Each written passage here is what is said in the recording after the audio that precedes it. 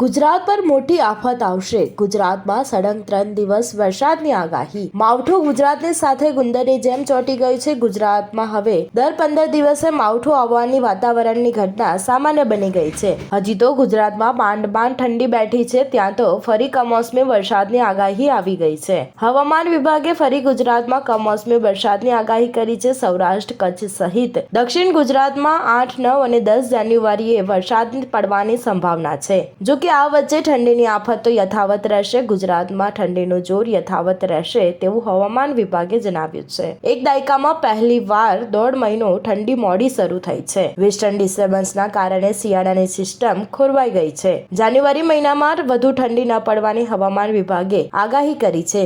રાજ્યમાં ઉત્તરાયણ બાદ ઠંડીનું પ્રમાણ વધશે. આ વચ્ચે જ રાજ્યમાં આગામી 3 દિવસ બાદ કમોસમી વરસાદની આગાહી કરી છે.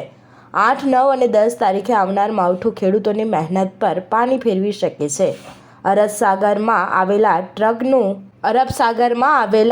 ટ્રફના કારણે હવામાન વિભાગે આગાહી કરી છે. સ્ટાર ન્યૂઝ 7 હંમેશા સચ્ચાઈની સાથે.